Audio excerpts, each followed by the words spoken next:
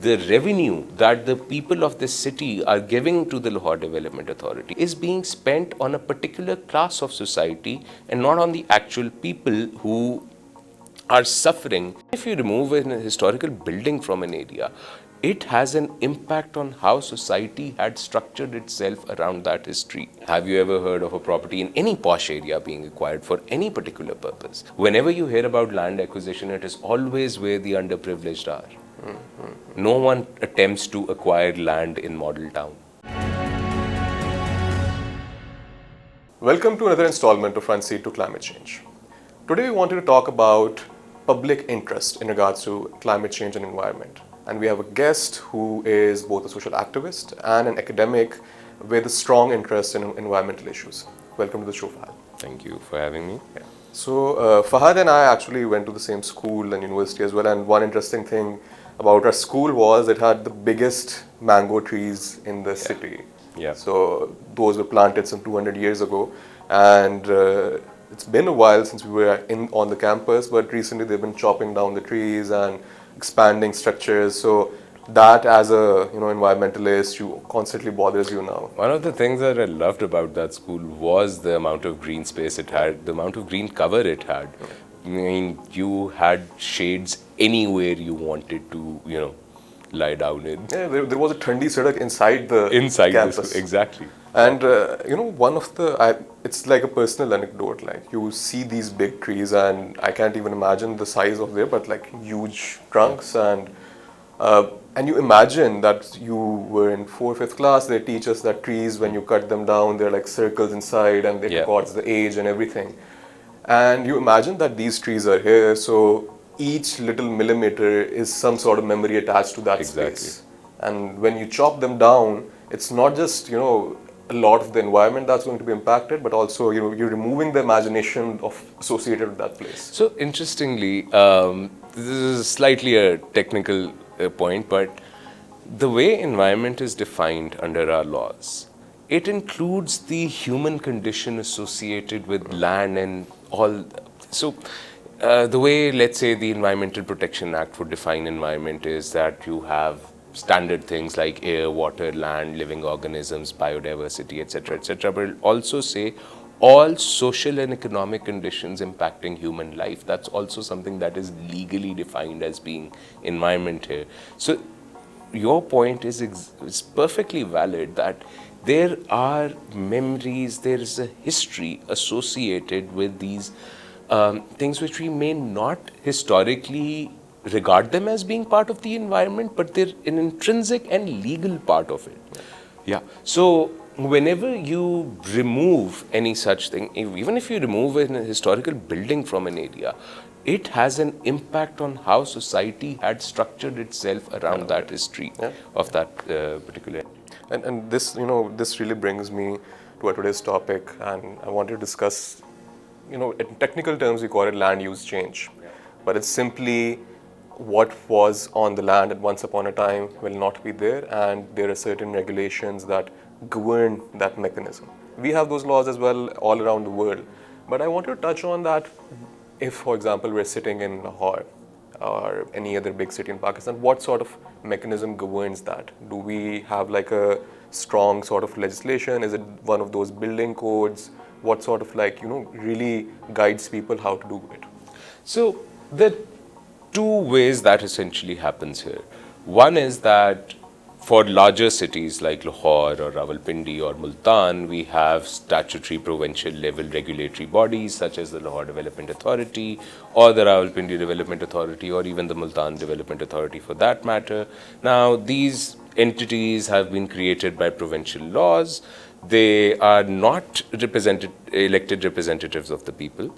They're all essentially DMG people appointed to run these organizations, and then these organizations are given further powers to determine how land use is going to work out in their area of jurisdiction.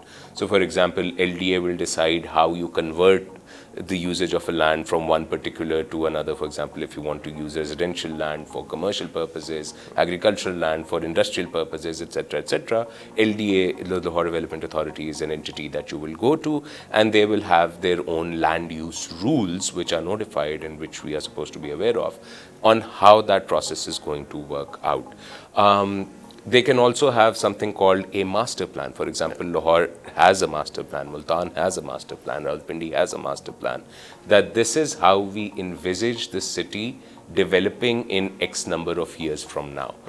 The other is that if you do not have a dedicated regulator like a X development authority, then it's up to the local governments to do so. There's a huge constitutional problem here in this conversation, and we can touch upon it if it's deemed necessary. But anyways, essentially, it's the local government that's supposed to decide how you can when use you're mentioning land. BMGs, that's what I was thinking, that we don't really have a local government or elected representative local government. Yeah. So the decision making isn't exactly happening what should be the most suitable for that particular Exactly. locality. And there's a huge problem here. If you disconnect what the people want done with their city from the people who are actually going to make decisions regarding it, it's never going to lead to a practical, long-lasting, efficient outcome.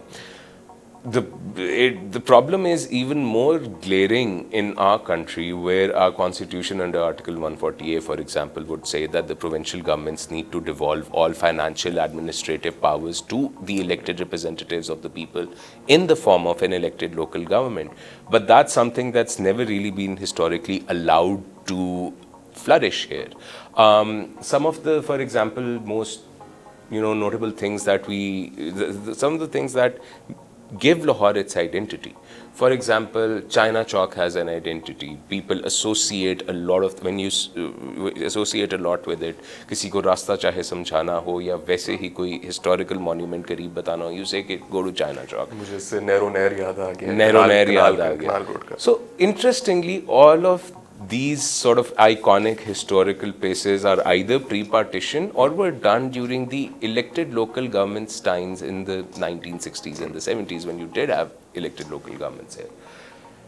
Since 2001, at the very least, we really haven't had a local government system, which on the one hand raises a huge constitutional problem, and on the other hand leads to an efficiency problem as well, where you have this person from a particular department of the federal government जो कि शायद कल केन की कीमतें determine कर रहा था, परसों वो, and more often than not it will be a man, और परसों वो डिटर्मिन कर रहा होगा कि फूड अथॉरिटी किस तरह चलनी है, और आज आप उसको बिठा देते हो कि लाहौर के मास्टर प्लान की डिसीजन मेकिंग तुम करो, और लैंड यूज़ की डिसीजन मेकिंग तुम करो, और बिल्डिंग रेगुलेशंस की डिसीजन मेकिंग तुम करो, and this person is assumed to be competent to do all of these things. Yet when we talk about local governments, the first argument that we'll hear against them is, oh, they're all incompetent, वो तो पढ़े लिखे नहीं हैं, या फिर उनको इन चीज़ों की ट्रेनिंग नहीं है. Yet we allow these unelected people who fall under similar descriptions to make these decisions. So while a simple answer to your question is that yes, you have these development authorities which at a district or a division level are making decisions on how land use is supposed to work out, what the building regulations would be, कि साथ वाले घर से कितने distance पे आप बनाएंगे, कितनी green spaces होंगी आपकी society में, etc., etc. There is a complete disconnect between the actual people living in that city from the decision-making process of what has to happen to their city. So a simple answer is ये बैठी हुई हैं, इन्होंने rules बनाए हुए हैं, ये कर लेते हैं. Complicated answer is कि उन्हें rules तो बनाए हुए हैं, but इनको ये नहीं पता लोग चाहते क्या हैं अपने शहर के लिए, which is something that we can actually see on ground even today as well.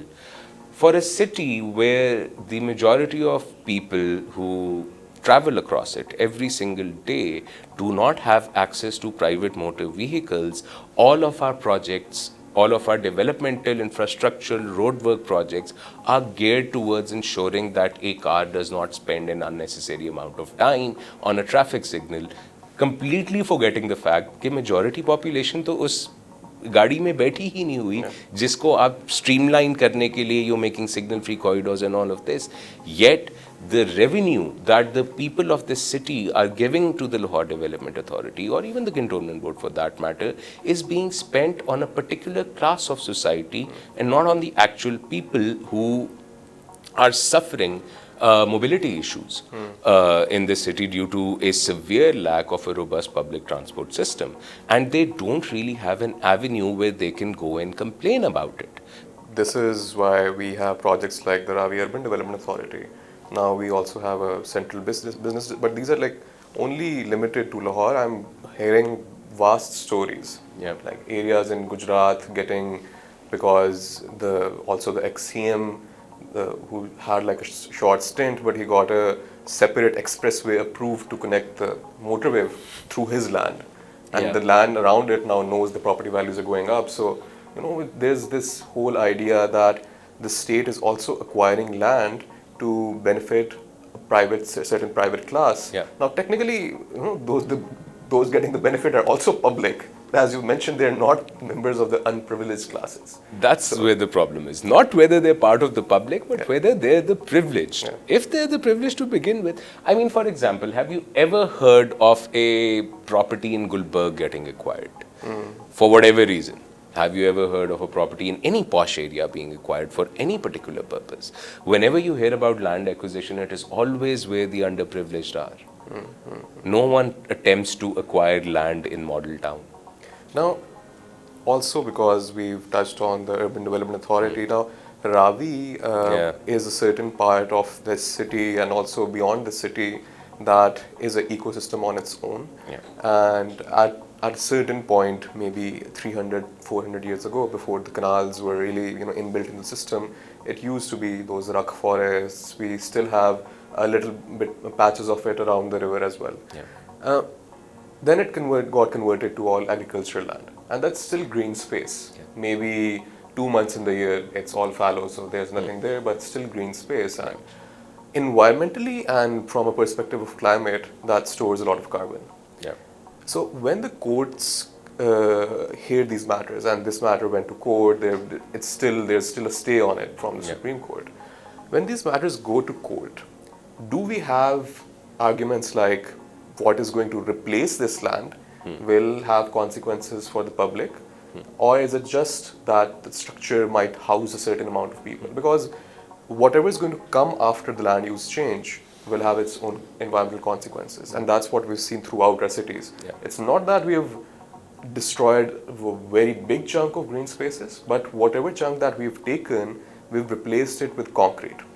And that, it has its own issues: urban heat, induced flooding, transport, urban flooding. So how do the courts really react? Can we go and argue that whatever is going to put up here is not really going to remove carbon around the city anymore? So look, again, there are multiple ways this question can be answered. Let's look at the constitutional one first.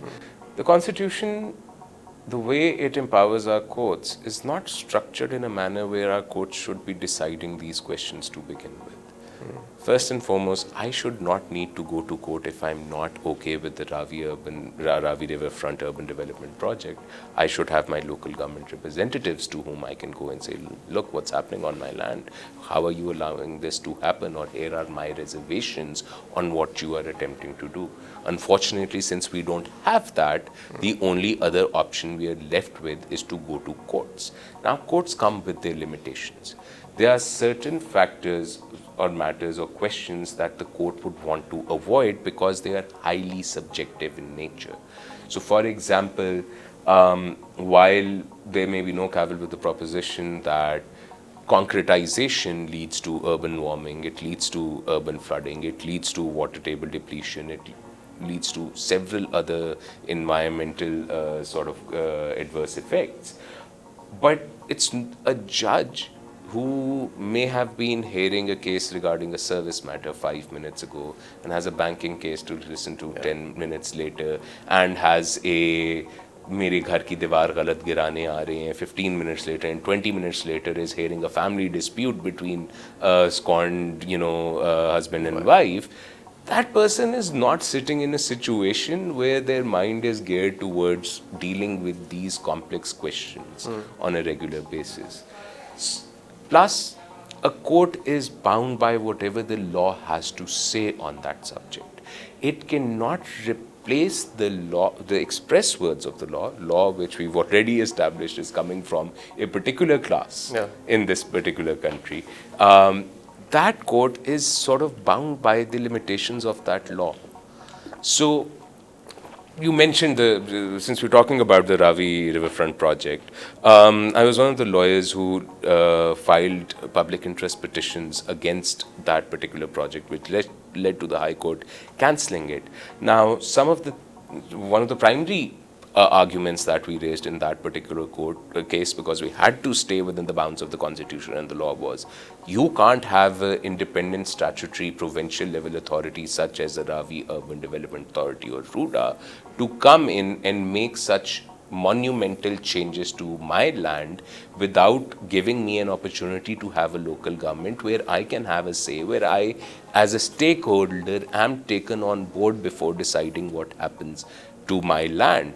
And I claim that because the Constitution allows me to claim it under Article 148. So that was our starting point.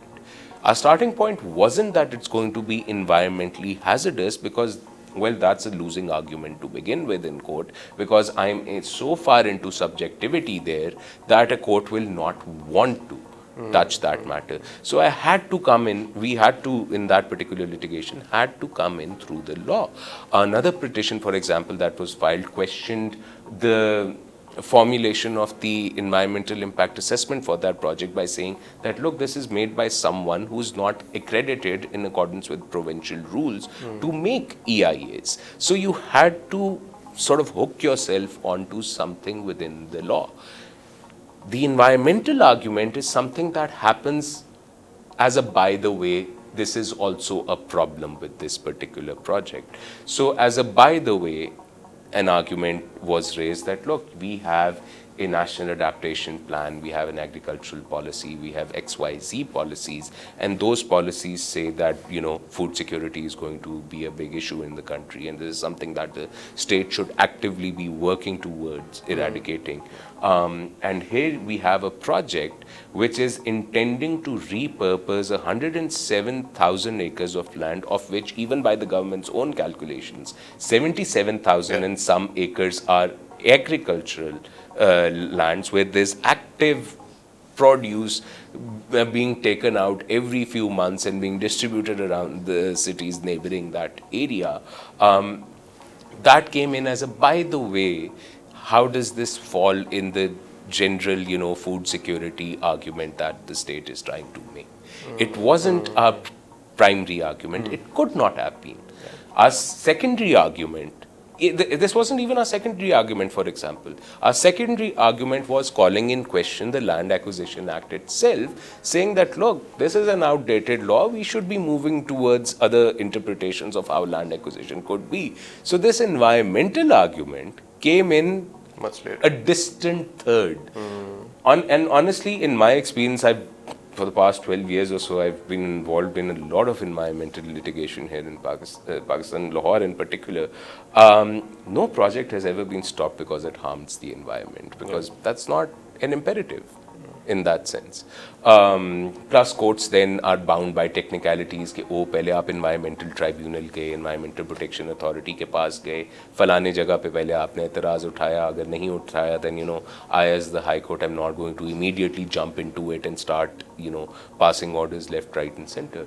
So these limitations exist in our courts, because of which we have to frame our arguments in a very different and formal manner. An environment doesn't take center stage in that sense when you're before a court challenging something like the Ravi Urban Development Authority or the RRUDP, despite the fact that you can clearly see that it's going to completely not just destroy one of the only green areas left next to your second largest city, but it's also going to impact how the food supply for 3 or 4 major cities like Gujranwala, like Lahore, like Sialkot is currently structured. the smog season has effectively started. Yeah. रात के वक्त the pungency in the air is back. I don't even need it. You don't even need a monitor in the city anymore. That's the best part. The smell of the city will answer that question for you. Your eyes will answer that question for you. Yet, at the very same time, we've decided to dig up 4 separate areas of the city completely and start mega construction projects over there. You know, I was having this discussion with a Bloomberg journalist, and they were tracking the inflation and fuel use in Pakistan, and they asked, hey, there's no city level data. How do we determine what are the changes in urban fuel consumption? And I was like, I have a way, and I'm already tracking it, and I track the gaseous emissions. And I can tell you 2 things. Gaseous emissions are down, which usually mean that your commutes have reduced or people are carpooling because of expensive. Yeah. But your particulate levels are increased, which means that आपने जो inflation की बदौलत आपको एक थोड़ा सा respite मिला कि पोल्यूशन कम हो सकती थी, वो आपने 4 प्रोजेक्ट खोल के लाहौर के अंदर उसे और एलिवेट कर दिया. This is like data is And for me, in that you know, you have actual sources which people can prove big points from, you know, arguments. But again, I understand your argument that court does not want to be the person interpreting them and also, you know, imposing any injunctions on basis of that. Honestly, it's not about whether the court wants to or not. I don't think it's the job of the court to begin with. Our court should not be deciding कि कहाँ पे underpass बनना चाहिए, कहाँ पे नहीं, कहाँ पे ब्रिज बनना चाहिए, कहाँ पे नहीं, कहाँ पे सिग्नल फ्री, कहाँ पे हाउसिंग सोसाइटी अगली अलाउ होनी चाहिए, कहाँ पे नहीं. These are not questions for the court to determine. The problem is there is no one else actually trying to answer these questions because of the Lahore Bachao Tehreek के हैं कामिल खान मुमताज़ साहब. There's a statement that he frequently uses which really resonates with me on that front. कि we tend to develop for the sake of development, even though development is supposed to be a means to an end. It's not supposed to be the end that you're aiming for. The problem is, हम तो aim ही development के लिए कर रहे हैं. We have no larger goal. ऐसे कि हर वक्त कुछ ना कुछ होता रहे शहर में ताकि लोगों को लगे, you know, something is happening. बहुत काम हो रहा है. और one of the saddest parts of this, even our whole conversation is, our conversation is contextualized for our large cities. Smog is not a problem for Lahore alone. Lahore कोई वाहिद तो नहीं है जहाँ पे smog हो रही है. I fortunately or unfortunately had occasion to live in Gujranwala for a couple of years in the within the past 5 years, and certain parts of Gujranwala are, I'm fairly certain, I'm not a doctor, not just worse than Lahore, they're killing people already.